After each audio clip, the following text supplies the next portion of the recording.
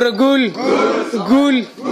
mid ka mid ah beelaha Soomaaliyeed ee dowlad deegaanka Soomaalida oo shir wada tashiya ku yeeshay deegaanka Guradhamoole oo ka tirsan gobolka Liibaan ee dowlad deegaanka Soomaalida ayaa xilkii ka qaaday ugaaskii beeshaasi ugaas Maxamed ugaas Guure waxaana halkaas lagu doortay ilaa 6 xubnood oo hormuud u yahay ugaas Xarbi Jaamac oo hawlaha beeshaasi sii wadi doona intay beeshu iska soo dhex dooranayso ugaaska beeshaasi shirka oo socday muddo ayaa waxa ka qayb galay dadweyne badan oo meelo kala duwan uga yimi ka qaybgalka shirka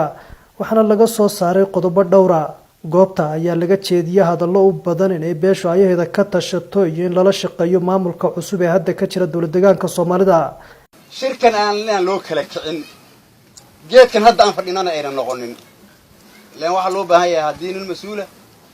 hal ay xilka laga qaado ninkii kale oo lagu bedelan lahaa waxay u baahan yahay in la soo xulo hadda uu ka qaado iska dhaqaaq oo madax la'aan socona ma suuroobayso ma hagaagsano dhaqankii wixii dibka noo geysay inuu dhaqankii yaa wala soo meel dhigay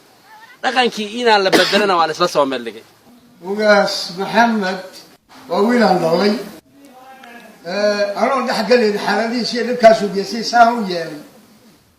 haddii tolweyn uu isla gartay xilka in laga qaado ha laga qaadaan dhaxyaan ku talin lahaa isbeddelka cusub ee maanta dalka Itoobiya iyo deegaanka Soomaalida Itoobiya ka hana qaaday inaynu garab istaagno maadaama isbeddel ballaaran uu ka jiro isbeddelkaasi oo ay hogaaminayaan aqoon-yahano khibrado badan u leh hogaaminta kulanka aan maanta kulanay annagana Ilaahay subhanahu wa ta'ala oo naga keenay meesha ogtihiin waxaan isku ognahay khayr iyo wadajir wanaagsan annagu hadal wada ogtihiin waxaan idinku nimid oo soo kaanay dhulkanagi oo meesha ku imaanay khayr baan la doonaynaa horumar baan la doonaynaa inaan midowdaan la doonaynaa